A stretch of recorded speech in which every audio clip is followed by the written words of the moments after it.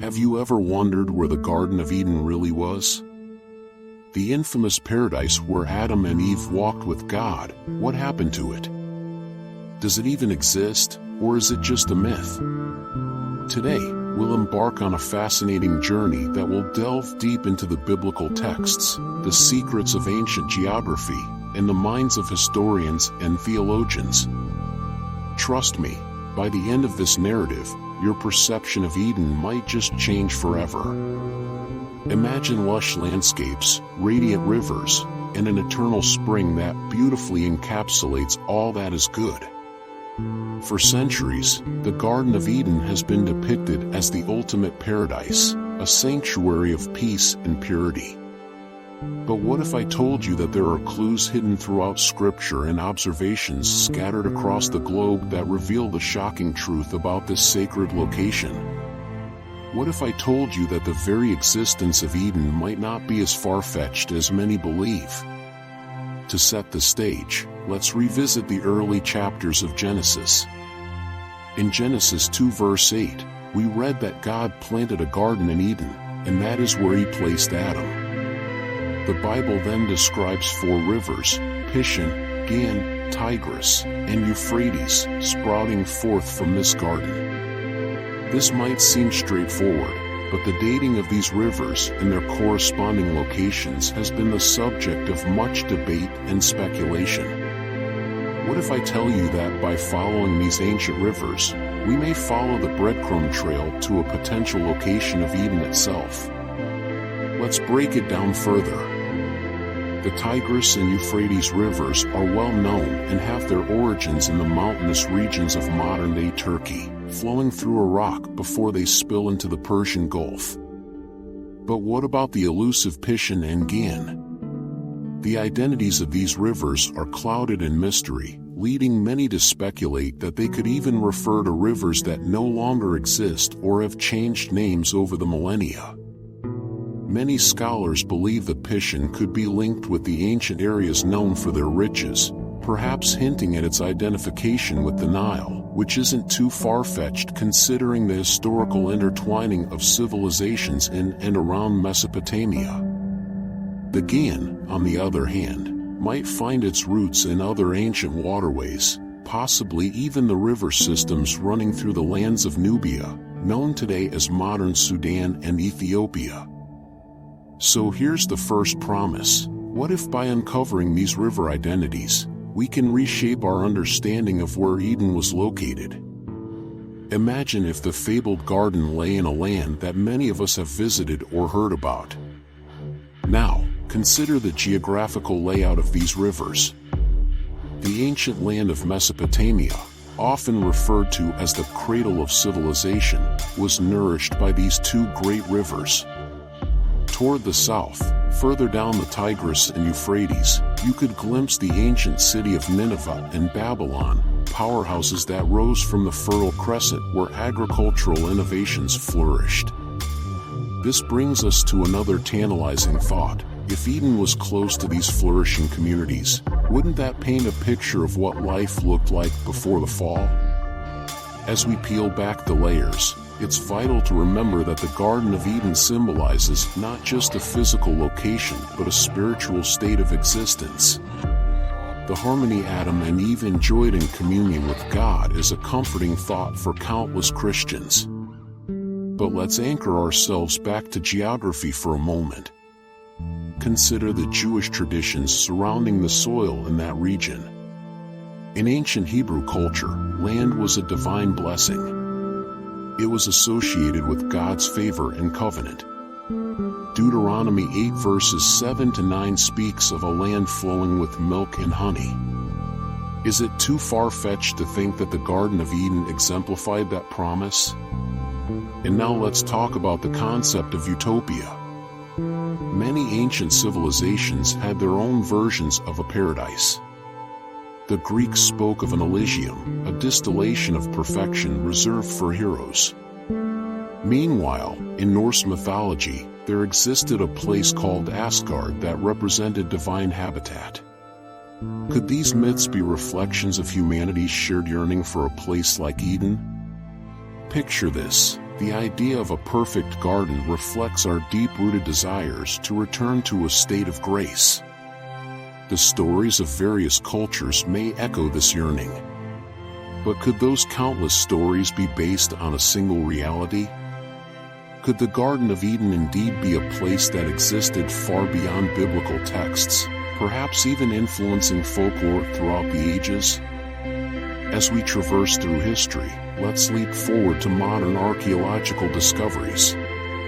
The landscape that houses the Tigris and Euphrates is alive with findings that offer insight into humanity's earliest civilizations.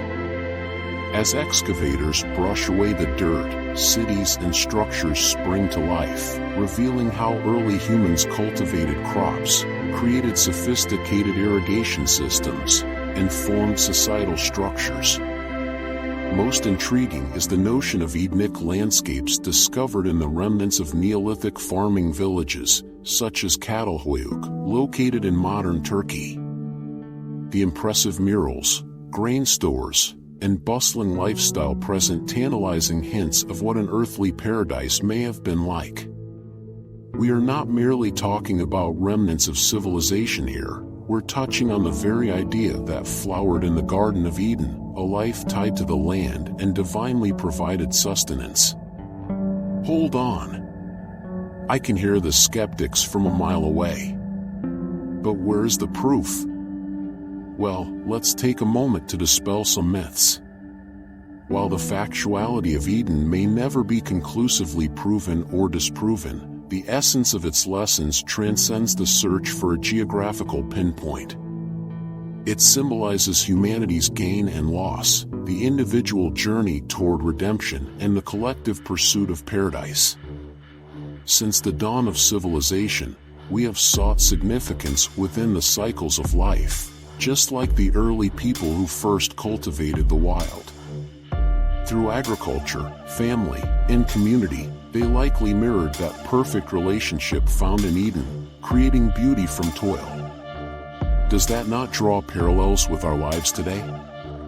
Even now, when we sow seeds in gardens or nurture plants at home, isn't there a part of us that harkens back to that original call in Genesis? We feel a connection, a whisper that our actions echo the divine intention laid upon creation. This sacred symbiosis has driven humanity through generations. Isn't it breathtaking how that longing connects us to Eden in a profound and spiritual way? Let's pivot momentarily to the theological implications of Eden's disappearance. For many Christians, the expulsion of Adam and Eve is a pivotal story of original sin. Yet, what if the concept of exile is more than just a consequence of disobedience? Could it be a universal narrative that all humanity grapples with, a yearning to return to the perfection of Eden? Here's another truth bomb for you. Numerous cultures and religions talk about a fall or loss, loss of paradise, loss of connection, loss of harmony. This invites an interpretation of Eden not merely as a physical locale, but as a mindset that we all wrestle with. Surprisingly, this conversation stretches far past the boundaries of Christianity, bridging gaps with philosophies and ideologies that grapple with existence's transient nature. Now, imagine the power of reclaiming that state of grace. What if the Garden of Eden exists not just as a mystical origin, but as a guiding principle? A reminder of who we are as stewards of creation, called to cultivate goodness, knowledge, and beauty in our lives, communities, and even our landscapes. As we approach the end of our journey, let me guide you through the thought that perhaps we are closer to Eden than we realize. It lies in our hearts looming behind the clouds of forgetfulness. The true Garden of Eden might not be in a distant past, but rather must be woven into our contemporary lives, reminding us that God's presence still dwells among us, urging us to cultivate our gardens, literal and metaphorical, every day. And just when you think you've grasped the entirety of our exploration, let's loop back to the tangible. Consider the archaeological evidence and discussions that have emerged over time. Some researchers even propose that the eventual flooding of the region, arising from natural disasters, might have contributed to the legend of Eden as memory intertwined with myth, altering our historical lens, yet not devoid of significance. So, could it be that the Garden of Eden is a lost paradise, cloaked under sediment and time, or more virtually, a metaphorical place that we can attain through faith, love, and stewardship? The real truth lies in each of us, navigating through our lives while yearning for beauty, safety, and the divine purpose of existing in harmony with our surroundings. In conclusion, while the physical location of the Garden of Eden may remain elusive, its essence certainly isn't. The garden serves as a cornerstone for understanding our connection to the divine, to each other, and to the world around us. It stands as an invitation to cultivate the aspects of love, grace, and stewardship every day, connecting us back to that original harmony. Forever seeking Eden, we find ourselves perpetually giving birth to new gardens within our hearts, because in doing so, we create fragments of that perfect paradise today, one small act at a time. So, as you ponder the sight of the Garden of Eden and the truth that lurks behind its veil, remember this: Eden exists in the beauty of creation, within every act of kindness, in the essence of love, and most profoundly, in our relentless quest to return to what was lost. The journey is endless, and within it lies the hope that we can indeed reclaim our Eden.